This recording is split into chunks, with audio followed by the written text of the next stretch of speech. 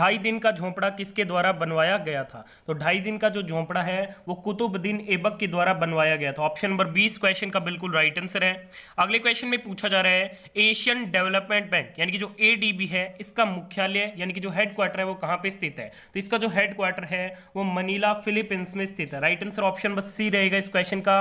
और इसकी जो स्थापना है वो 19 दिसंबर 1966 को हुई थी। ये बात आपको ध्यान में रखनी पड़ती है। अगले क्वेश्चन की तरफ, अगले क्वेश्चन में पूछा जा रहा है पानीपत की प्रथम लड़ाई कब हुई थी? देखिए पानीपत का जो पहला युद्ध है ये 1526 में बाबर वर्सेस इब्राहिम लोदी के मध्य लड़ा गया था, जिसमें जीत बाबर की हुई थी। अगले क्वेश्चन में पूछा जा रहा है भारतीय थल सेना के उत्तरी कमान का मुख्यालय कहां स्थित है? तो इसके जो उत्तरी कमान का मुख्यालय है ये उधमपुर में स्थित है। ऑप्शन नंबर डी इस क्वेश्चन का बिल्कुल राइट आंसर है। बढ़ते अगले क्वेश्चन की तरफ। नेक्स्ट क्वेश्चन में पूछा जा रहा है लोकमान्य किस व्यक्ति का प्रमुख लोकप्रिय उपनाम है? तो लोकमान्य के नाम से किस व्यक्ति को जाना जाता है? तो ये जाना जाता है बाल गंगाधर तिलक जी को। Right answer option number D है इस क्वेश्चन का। बढ़ते आज के नेक्स्ट क्वेश्चन की तरफ। आज का अगला क्वेश्चन पूछा गया विश्व युवा दिवस कब मनाया जाता है? देखिए जो विश्व युवा दिवस है ये मनाया जाता है 12 अगस्त को। ठीक है, right answer option number B है इस क्वेश्चन का। और जो राष्ट्रीय युवा दिवस है ये 12 जनवरी को मनाया जाता है। ये क्वेश्चन भी वेरी इंपॉर्टेंट एग्जाम के लिए, ध्यान में रखिएगा। बढ़ते अगले क्वेश्चन की तरफ। अगले क्वेश्चन में पूछा गया किसी राज्य के राज्यपाल की नियुक्ति किसके द्वारा की जाती है? तो किसी राज्य के राज्यपाल की जो नियुक्ति है वो भारत के राष्ट्रपति के द्वारा की जाती है। ऑप्शन नंबर डी इस क्वेश्चन का बिल्कुल राइट आंसर है। बढ़ते हैं अगले क्वेश्चन की तरफ। अगले क्वेश्चन में पूछा जा रहा है किस शहर को डायमंड हार्बर बोला जाता है? तो देखिए डायमंड हार्बर जो बोला जाता है ये बोला जाता है कोलकाता को। ऑप्शन नंबर सी इस क्वेश्चन का बिल्कुल करेक्ट आंसर है। अगले क्वेश्चन में पूछा जा रहा है सिंधु नदी का उद्गम स्थल कहां से है? देखिए जो सिंधु नदी है इसका जो उद्गम स्थल है ये मानसरोवर झील से है। Right answer for this question option number B है। अगले क्वेश्चन में पूछा जा रहा है रत्नावली पुस्तक की रचना किसने की? तो रत्नावली पुस्तक की जो रचना की गई है वो हर्षवर्धन के द्वारा की गई है। ऑप्शन नंबर ए बिल्कुल राइट आंसर यहां पे। अगले क्वेश्चन में पूछा जा रहा है आत्मीय समाज की स्थापना किसने की थी? तो आत्मीय समाज की जो स्थापना है वो राजा राम मोहन राय के द्वारा 1815 में की गई थी। Right answer option number B है इस क्वेश्चन का। अगले क्वेश्चन में पूछा जा रहा है किस क्रिकेट खिलाड़ी को मास्टर ब्लास्टर कहकर संबोधित किया जाता है? तो ये संबोधित किया जाता है सचिन तेंदुलकर को। ऑप्शन नंबर सी इस क्वेश्चन का बिल्कुल राइट आंसर है।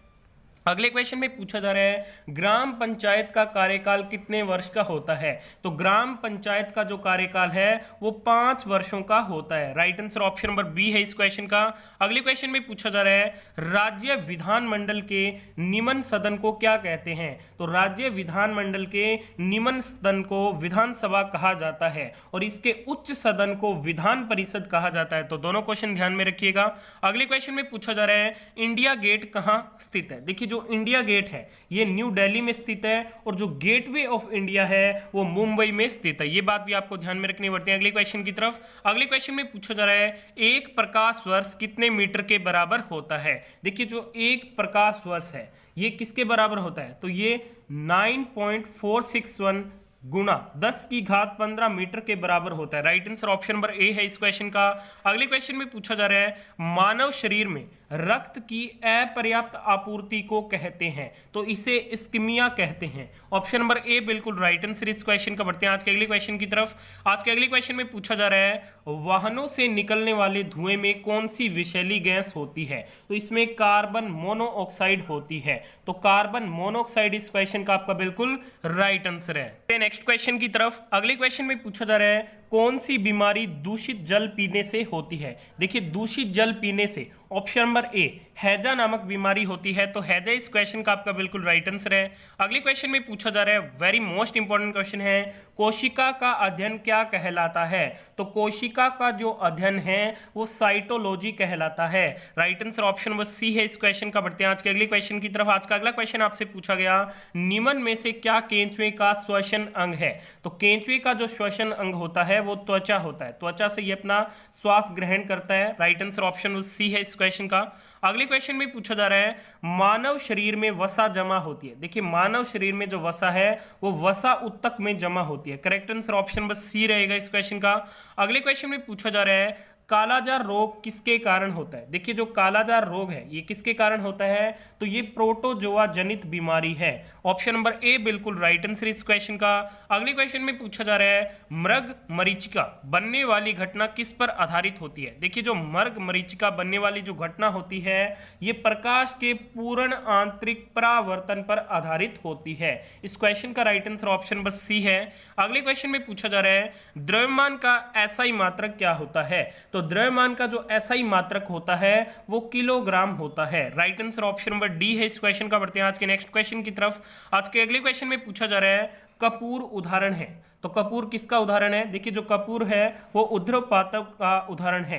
Right answer option number D है इस क्वेश्चन का। बढ़ते हैं अगले क्वेश्चन की तरफ। अगले क्वेश्चन में पूछा जा रहा है कौन सा विटामिन मानव शरीर में रक्त का थक्का जमाने के लिए आवश्यक है?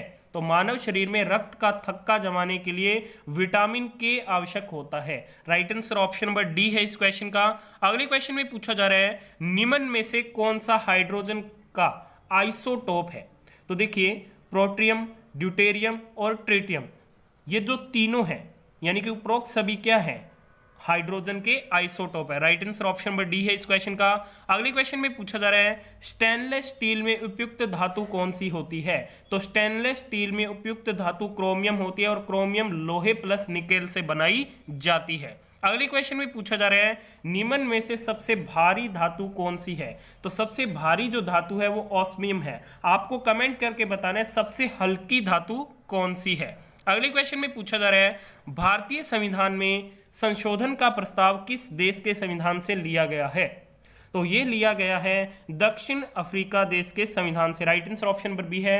और भारतीय संविधान में संविधान संशोधन आर्टिकल 368 के तहत किया जाता है। अगले क्वेश्चन में पूछा जा रहा है भारत के प्रथम वायसराय कौन थे?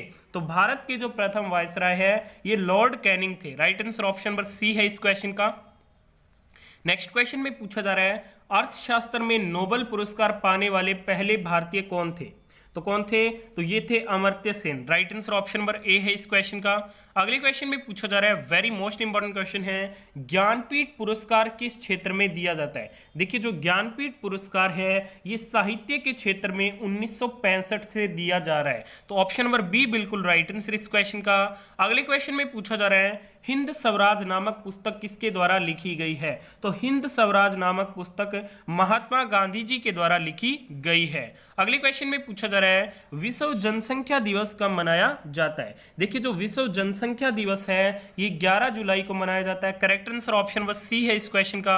अगले क्वेश्चन में पूछा जा रहा है कोणार्क का सूर्य मंदिर कहां पर स्थित है? देखिए कोणार्क का जो सूर्य मंदिर है ये पूरी उड़ीसा में स्थित है। Right answer option number A रहेगा इस क्वेश्चन का। अगले क्वेश्चन में पूछा जा रहा है वाटर पोलो में खिलाड़ियों की संख्या कितनी होती है? तो वाटर पोलो में प्रत्येक टीम में खिलाड़ियों की जो संख्या होती है वो 7 होती है। ऑप्शन नंबर डी इस क्वेश्चन का बिल्कुल राइट आंसर है। अगले क्वेश्चन में पूछा जा रहा है निम्नलिखित में से खरीफ की फसल इनमें से कौन सी? ऑप्शन है गेहूं, धान, सरसों या फिर चना।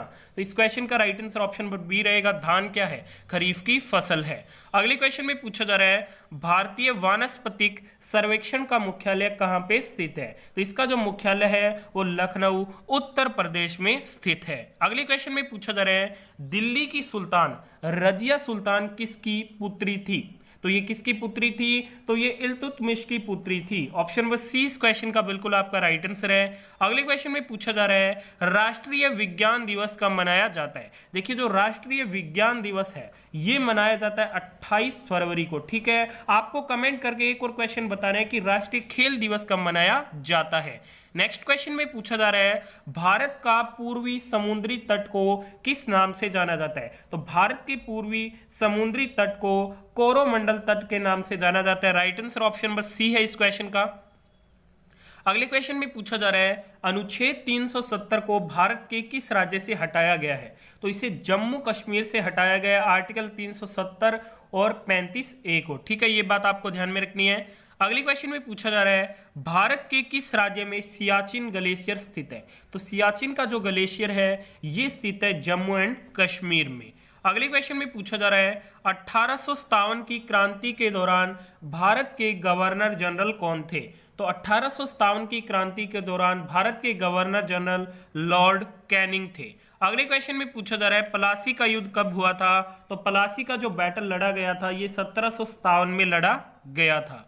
अगले क्वेश्चन में पूछा जा रहा है भारत में सबसे बड़ी मीठे जल की झील कौन सी है? तो भारत में सबसे बड़ी मीठे पानी की जो झील है वो है वुलर झील। ऑप्शन नंबर बी बिल्कुल राइट आंसर है। अगले क्वेश्चन में पूछा जा रहा है किस देश के साथ भारत की सबसे लंबी स्थलीय सीमा है? तो ये है अपने बांग्लादेश के साथ। और सबसे छोटी किसके साथ है? अफगानिस्तान के साथ है। फाइनल क्वेश्चन इस वीडियो का, भारतीय राष्ट्रीय कांग्रेस के संस्थापक इनमें से कौन थे? तो ये थे AOU, जिन्होंने भारतीय राष्ट्रीय कांग्रेस की स्थापना 1885 में की थी। तो आज की इस वीडियो में हमने सभी इंपॉर्टेंट क्वेश्चन कवर कर लिए हैं। आपने इस वीडियो को यहाँ तक देखा, धन्यवाद। वीडियो पसंद आई तो वीडियो को लाइक और शेयर जरूर कीजिएगा। PDF फाइल टेलीग्राम पे मिल जाएगी, लिंक वीडियो को डिस्क्रिप्शन बॉक्स में गिवन है। धन्यवाद।